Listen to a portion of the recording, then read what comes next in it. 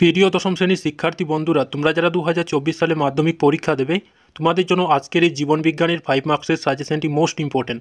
দেখো, তোমাদের জন্য আমরা আজকে যে প্রশ্নগুলো নিয়ে চলে এসেছি, তোমরা কেবলমাত্র এই প্রশ্নগুলো অভ্যাস করবে। তোমরা দেখবে এখান থেকে 30 নম্বর হুবহু কমন পেয়ে যাবে। এর বাইরে থেকে তোমাদের একটিও প্রশ্ন অভ্যাস করতে হবে না, এতটা কিন্তু গ্যারান্টি দিয়ে বলতে পারি। দেখো, তোমাদের প্রথম অধ্যায় জীবজগতের নিয়ন্ত্রণ ও সমন্বয় এবং দ্বিতীয় অধ্যায় জীবনের প্রবাহমানতা থেকে কিন্তু চিত্রের যে প্রশ্নটি, সেই চিত্রের প্রশ্নটি কিন্তু এসে থাকে। তো দেখো, তোমাদের চিত্র থেকে মাত্র আমরা দুটি প্রশ্ন পড়তে বলবো। সেই দুটি প্রশ্ন করলেই তোমরা দেখবে এখান থেকে একটি প্রশ্ন হুবহু কমন পেয়ে যাবে। তো দেখো, প্রশ্ন নম্বর 4-এর এক দাগে কিন্তু তোমাদের চিত্রে যে প্রশ্নটি, সেই প্রশ্নটি এসে থাকে। তো দেখো, তোমাদের আমরা মাত্র দুটি প্রশ্ন বলবো, সেই দুটি প্রশ্নই অভ্যাস করবে। তোমরা দেখবে এখান থেকে একটি প্রশ্ন হুবহু কমন পেয়ে যাবে। প্রথম প্রশ্নটি দেখো, একটি আদর্শ নিউরনের বিজ্ঞানসম্মত চিত্র অঙ্কন করো এবং নিম্নলিখিত অংশগুলি চিহ্নিত করো। এই প্রশ্নটি কিন্তু একটি মোস্ট ইম্পর্ট্যান্ট। এবং কতে দেখো, ড্যানড্রন, রেনভিয়াল পর্ব, মায়োলিন সমান। তারপরে দেখো 2 দাগের প্রশ্নটি, একটি প্রতিবর্ত চাপের চিত্র এঁকে নিম্নলিখিত অংশগুলি চিহ্নিত করো। দেখো, স্নায়ু কেন্দ্র, গ্রাহক, সংজ্ঞাবাহু স্নায়ু, চেস্টীয় স্নায়ু। এই যে প্রশ্নটি, এই দুটি প্রশ্নের মধ্যে থেকেই তোমরা কিন্তু একটি প্রশ্ন হুবহু কমন পেয়ে যাবে। এবং তোমরা যদি বলো আরেকটি প্রশ্ন পড়বো, তাহলে তোমরা এই প্রশ্নটি পড়ে নেবে। তাহলে কিন্তু দেখবে দুটি প্রশ্নই তোমরা কমন পেয়ে যাবে। একটি প্রাণীকোষের মাইটোসিস কোষ বিভাজনের মেটাফেজ দশার বিজ্ঞানসম্মত চিত্র অঙ্কন করো এবং নিম্নলিখিত অংশগুলি চিহ্নিত করো। দেখো, ক্রোমাটিড, সেন্টোমিয়ার, মেরু অঞ্চল, ব্যামুতন্ত্র। এই যে 3টি প্রশ্ন বললাম, এই 3টি প্রশ্ন যদি তোমরা কেউ করো, তাহলে দেখবে দুটি প্রশ্ন হুবহু কমন পেয়ে যাবে। এবং তোমরা যদি বলো যে আমরা মাত্র একটি প্রশ্ন পেতে চাই, তাহলে এই যে দুটি প্রশ্ন বললাম 1 আর 2-এর, এই দুটির মধ্যে থেকে কিন্তু একটি প্রশ্ন হুবহু কমন পেয়ে যাবে। তারপরে দেখো, দ্বিতীয় অধ্যায় জীবনের প্রবাহমানতা থেকে প্রশ্ন নম্বর 4-এর 2 দাগের প্রশ্নটি এসে থাকে। তো দেখো, তোমাদের জন্য আমরা আজকে যে প্রশ্নগুলো নিয়ে চলে এসেছি, কেবলমাত্র তোমরা এই প্রশ্নগুলোই অভ্যাস করবে। তোমরা দেখবে এখান থেকে হুবহু কমন পেয়ে যাবে। প্রথম দাগের প্রশ্নটি দেখো, ফার্নের অনুক্রম শব্দচিত্রের সাহায্যে বর্ণনা করো। স্বপরাগযোগ ও ইতর পরাগযোগের সুবিধা অসুবিধাগুলি লেখো। এই প্রশ্নটি কিন্তু মোস্ট ইম্পর্ট্যান্ট, এতটাই গুরুত্বপূর্ণ যে তোমরা জেনে রাখো যে এই প্রশ্নটি এসে গেছে, এইরকম একটি প্রশ্ন। তারপরে দেখো 2 দাগের প্রশ্নটি, নিম্নলিখিত বৈশিষ্ট্যগুলির ওপর ভিত্তি করে মাইটোসিস ও মিওসিসের পার্থক্য লেখো। এই প্রশ্নটি কিন্তু মোস্ট ইম্পর্ট্যান্ট। দেখো, কতে সম্পাদনের স্থান, খতে ক্রোমোজোমের বিভাজন, গতে উৎপন্ন অপত্য কোষের সংখ্যা এবং ঘতে দেখো মোস্ট ইম্পর্ট্যান্ট কিন্তু এই প্রশ্নটি, অপত্য কোষে ক্রোমোজোম সংখ্যার ওপর ভিত্তি করে মাইটোসিস কোষ বিভাজনের সম্পর্কিত নিচের ঘটনাগুলি ব্যাখ্যা করো। এই যে প্রশ্নটি, এই প্রশ্নটি কিন্তু মোস্ট ইম্পর্ট্যান্ট। এই 2 দাগের প্রশ্নটিও এসে গেছে এরকম একটি প্রশ্ন, খুবই গুরুত্বপূর্ণ প্রশ্ন এই প্রশ্নটি। তারপরে দেখো 3 দাগের প্রশ্নটি, শব্দচিত্রের সাহায্যে সপুষ্প উদ্ভিদের যৌনজনন পদ্ধতি দেখাও। এই প্রশ্নটিও মোস্ট ইম্পর্ট্যান্ট, কিন্তু খুবই একটি গুরুত্বপূর্ণ প্রশ্ন। শব্দচিত্রের সাহায্যে সুপুষ্প উদ্ভিদের যৌনজনন পদ্ধতি দেখাও।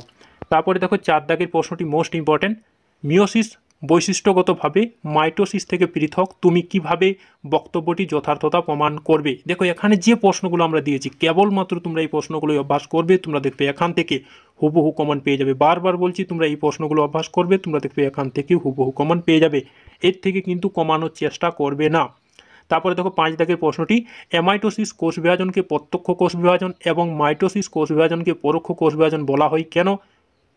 ইউক্রোমাটিক এবং হেটারোক্রোমাটিকের মধ্যে দুটি পার্থক্য লেখো। মোস্ট ইম্পর্ট্যান্ট কিন্তু এই প্রশ্নটিও, খুবই গুরুত্বপূর্ণ প্রশ্ন। এটি একটি মোস্ট ইম্পর্ট্যান্ট, কারণ এটি একটি পর্ষদ নমুনার প্রশ্ন।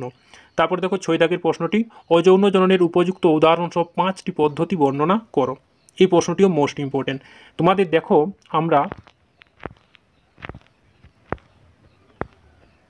4-এর 2 দাগ থেকে মাত্র তোমাদের জন্য আমরা প্রশ্ন রেখেছি 6টি। এই 6টি প্রশ্নের মধ্যে থেকেই তোমরা দুটি প্রশ্ন কমন পাবে। এর মধ্যে তোমাদের পছন্দ মতো যে কোনো একটি প্রশ্নের অ্যান্সারটা তোমরা করতে পারবে। তারপরে দেখো 3য় অধ্যায় বংশগতি ও কয়েকটি সাধারণ জিনগত রোগ। এখানে দেখো তোমাদের প্রশ্ন নম্বর 4-এর 3 দাগের যে প্রশ্নটি আসবে তোমাদের প্রশ্নপত্রে, সেখান থেকে কিন্তু এই যে প্রশ্নগুলো রয়েছে, এই প্রশ্নগুলো কেবলমাত্র তোমরা অভ্যাস করবে। তোমরা দেখবে এখান থেকে হুবহু কমন পেয়ে যাবে। একটি সংকর কালো গিনিপিকের সঙ্গে একটি বিশুদ্ধ কালো গিনিপিকের মিলন ঘটালে যে ধরনের অপত্য গিনিপিগ উৎপন্ন হতে পারে তা একটি চেকার বোর্ডের সাহায্যে দেখাও। দেখো, মেন্ডেলের স্বাধীন বিন্যাস সূত্রটি বিবৃতি করো এবং মেন্ডেলের পৃথক ভবনের সূত্রটি বিবৃতি করো। এই প্রশ্নটি এতটাই গুরুত্বপূর্ণ যে তোমাদের পরীক্ষায় এসে গেছে এরকম একটি প্রশ্ন। তারপরে দেখো 2 দাগের প্রশ্নটি, মেন্ডেলের নির্বাচিত মোটর গাছের 7 জোড়া বিপরীত ধর্মী বৈশিষ্ট্য সারণীর সাহায্যে দেখাও। মোস্ট ইম্পর্টেন্ট এই প্রশ্নটিও। তারপরে দেখো 3 দাগের প্রশ্নটি, একজন হিমোফিলিয়া আক্রান্ত পুরুষের সঙ্গে একজন হিমোফিলিয়া বাহক মহিলার বিবাহ হলে সন্তানদের মধ্যে যে হিমোফিলিয়া হওয়ার সম্ভাবনা কতখানি তা চেকার বোর্ডের সাহায্যে দেখাও। এই প্রশ্নটি এসে গেছে এরকম একটি প্রশ্ন, মোস্ট ইম্পর্টেন্ট প্রশ্ন। জেনেটিক কাউন্সেলিংয়ের গুরুত্ব লেখো, থ্যালাসেমিয়া রোগের 2টি লক্ষণ লেখো, গোলাপি সন্ধ্যামালতী ফুলের শনিশেকের ফলে উৎপন্ন অপত্যের জিনোটাইপ ও ফিনোটাইপের অনুপাত লেখো, মানুষের লিঙ্গ নির্ধারণে পিতার ভূমিকা ব্যাখ্যা করো। এই প্রশ্নটি এসে গেছে এরকম একটি প্রশ্ন, খুবই গুরুত্বপূর্ণ প্রশ্ন। তারপরে দেখো 4 দাগের প্রশ্নটি, মেন্ডেলের এক সংকর জনন পরীক্ষায় ফলাফল চেকার বোর্ডের মাধ্যমে দেখাও। অসম্পূর্ণ প্রকটতা উদাহরণের সাহায্যে ব্যাখ্যা করো। Most important. তারপরে দেখো 5 দাগের প্রশ্নটি, বাবা ও মা থ্যালাসেমিয়া বাহক হলে তাদের কত শতাংশ সন্তানদের থ্যালাসেমিয়া হবার সম্ভাবনা থাকে তা চেকার বোর্ডের মাধ্যমে ব্যাখ্যা করো। এই যে 5টি প্রশ্ন বললাম 4-এর 3 থেকে, তোমরা এই 5টি প্রশ্ন অভ্যাস করবে, তোমরা দেখবে এখান থেকে অথবা সমেত হুবহু কমন পেয়ে যাবে। তারপরে দেখো 4র্থ অধ্যায়, অভিব্যক্তি ও অভিযোজন থেকে। এখানে দেখো প্রশ্ন নম্বর 4 দাগের যে প্রশ্নটি তোমাদের আসবে এখান থেকেই আসবে, দেখে নাও। মরুভূমিতে বসবাসে উপযোগী হওয়ার জন্য উটের কি কি অভিযোজন হয়েছে বর্ণনা করো। ক্যাকটাসের পূর্ণকাণ্ড ও পায়রার বাউথলির অভিযোজনগত গুরুত্ব লেখো। এই প্রশ্নটি মোস্ট ইম্পর্টেন্ট। তারপরে দেখো 2 দাগের প্রশ্নটি, ঘোড়ার বিবর্তন ঘটিত প্রমাণের ক্ষেত্রে জীবাশ্ম গুরুত্ব আলোচনা করো। মৌমাছি কিভাবে খাদ্যের উৎসের সন্ধান অন্যান্য সদস্যদের জানায় তা বর্ণনা করো। বিভিন্ন মেরুদণ্ডী প্রাণীর হৃৎপিণ্ডের গঠন কিভাবে ওই ব্যক্তিকে সামর্থ্য করো। Most important. তারপরে দেখো 3 দাগের প্রশ্নটি, অর্জিত বৈশিষ্ট্যের বংশানুসরণ বলতে কী বোঝো। ব্যবহার ও অপব্যবহারের সঙ্গে নিষ্ক্রিয় অঙ্গের সম্পর্ক লেখো। জৈব অভিব্যক্তি সম্পর্কিত লেমার্কের তত্ত্বটি সংক্ষেপে আলোচনা করো। Most important. তারপরে দেখো মিলার ও উডের অভিব্যক্তি সংক্রান্ত পরীক্ষাটি বর্ণনা করে ফলাফল বিশ্লেষণ করো। Most important. তারপরে দেখো 5 দাগের প্রশ্নটি, ডারউইনের অভিব্যক্তি সংক্রান্ত তত্ত্বের নিম্নলিখিত 3টি বিষয় আলোচনা করো। অত্যাধিক হারে বংশ বৃদ্ধি এবং প্রকরণ উদ্বোধন এবং প্রাকৃতিক নির্বাচন। এই যে 5টি প্রশ্ন বললাম 4-এর 4 থেকে, তোমরা এই 5টি প্রশ্ন ভালো করে অভ্যাস করবে, তোমরা দেখবে এখান থেকে 2টি প্রশ্ন হুবহু কমন পেয়ে যাবে। তোমাদের পছন্দ মতো যে কোনো একটি প্রশ্নের অ্যান্সার তোমরা করতে পারবে। তারপরে দেখো 5ম অধ্যায়, পরিবেশ ও তার সম্পদ এবং তাদের সংরক্ষণ। তো দেখো প্রশ্ন নম্বর 4-এর 5 ও 4-এর 6, এখান থেকে তোমাদের 4টি প্রশ্ন আসবে, এর মধ্যে তোমাদের কিন্তু 2টি প্রশ্নের অ্যান্সার করতে হবে। তো দেখো প্রথম প্রশ্নটি, মানুষের ক্রিয়াকলাপের সঙ্গে নাইট্রোজেন চক্র ব্যাহত হওয়ার সম্পর্ক স্থাপন করো, এর প্রভাবগুলির তালিকা তৈরি করো। Most important. এবং যে প্রশ্নটি এবছর আসতে চলেছে এবং আসবে প্রশ্নটি, সেই প্রশ্নটি হলো নাইট্রোজেন চক্রের ধাপসমূহ একটি পর্যায় চিত্রের সাহায্যে দেখাও। তারপরে দেখো 3 দাগের প্রশ্নটি, জীববৈচিত্র্য সংরক্ষণের নিম্নলিখিত প্রকল্পগুলির ভূমিকা বিশ্লেষণ করো। Asiatic lion project red panda, project tiger, Indian rhino vision. Most important এই প্রশ্নটি। তারপরে দেখো একটি খুবই গুরুত্বপূর্ণ প্রশ্ন, ওষুধ প্রস্তুতি, জলবায়ু নিয়ন্ত্রণ ও অর্থনৈতিক গুরুত্ব রক্ষায় জীববৈচিত্র্যের ভূমিকা লেখো। ভারতে বাঘ সংরক্ষণে যে যে ইনসিটু প্রচেষ্টা গ্রহণ করা হয়েছে তার একটি তালিকা তৈরি করো। Most important. তারপরে দেখো 5 দাগের প্রশ্নটি, ক্রমবর্ধমান জনসংখ্যা কিভাবে বস্তুতন্ত্র, কৃষিজমি এবং মিষ্টি জলের ওপরে বিরূপ প্রভাব বিস্তার করে সেটি উল্লেখ করে লেখো। Most important. তারপরে দেখো 6 দাগের প্রশ্নটি, খাদ্য উৎপাদনে, ওষুধ প্রস্তুতিতে এবং জলবায়ু নিয়ন্ত্রণে জীববৈচিত্র্যের গুরুত্ব উল্লেখ করো। পিবিআর বলতে কী বোঝো। তারপরে দেখো 7 দাগের প্রশ্নটি, জীববৈচিত্র্য হ্রাসের কারণগুলো উদাহরণ সহ উল্লেখ করো। এই যে 7টি প্রশ্ন বললাম, এই 7টি প্রশ্ন তোমরা ভালো করে অভ্যাস করবে, তোমরা দেখবে এখান থেকে 4টি প্রশ্ন হুবহু কমন পেয়ে যাবে। এর মধ্যে তোমরা দেখবে যে কোনো 2টি প্রশ্নের অ্যান্সার করতে পারবে।